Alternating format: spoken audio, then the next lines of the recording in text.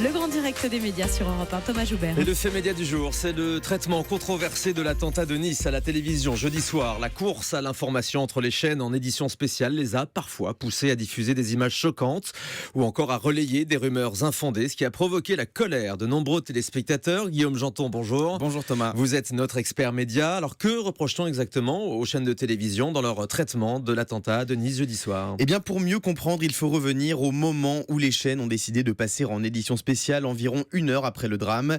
Les deux premières à avoir dégainé ce dispositif, ce sont les chaînes info BFM TV et iTélé, suivies d'LCI et TF1, France 2 et M6. Pas moins de 6 chaînes en édition spéciale au même moment. Du coup, chacun essaye de tirer la couverture, quitte à parfois relayer de fausses rumeurs.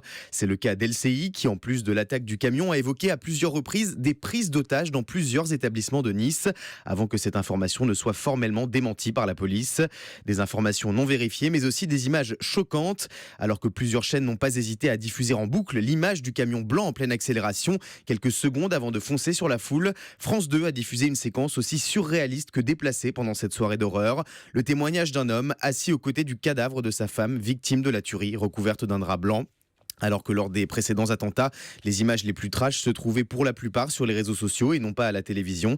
Il semblerait que les rôles ont été inversés jeudi soir. Des images choquantes qui n'ont pas manqué de faire réagir les téléspectateurs. Oui, notamment avec ce hashtag sur les réseaux sociaux CSA coupez tout, relayé en masse par de nombreux internautes qui ont jugé utile d'alerter le Conseil supérieur de l'audiovisuel suite à la diffusion de ces images.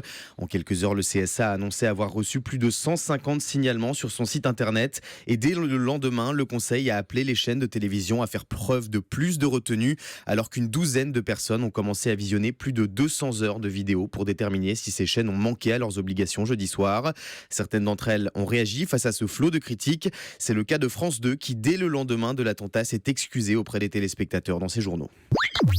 France Télévisions tient à présenter ses excuses à ses téléspectateurs. Au cours de la nuit dernière, en effet, l'édition spéciale de France 2, consacrée à ces événements dramatiques, a diffusé un reportage montrant des témoignages et des images choquantes. Ces images brutales n'ont pas été vérifiées selon les usages. Elles ont suscité de vives réactions. Une erreur de jugement a été commise en raison de ces circonstances particulières. La diffusion de ce type d'images ne correspond pas à la conception de l'information des journalistes de l'entreprise. Nous tenions à vous présenter nos excuses.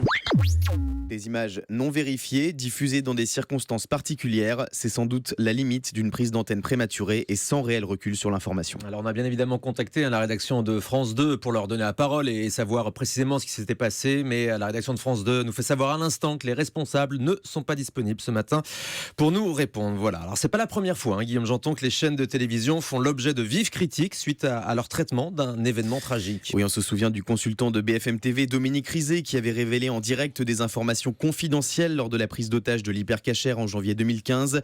Une erreur qu'il a reconnue par la suite.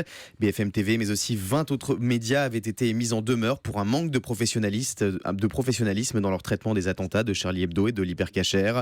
Quelques mois plus tard, le 13 novembre 2015, les chaînes de télévision avaient été plus vigilantes dans l'ensemble.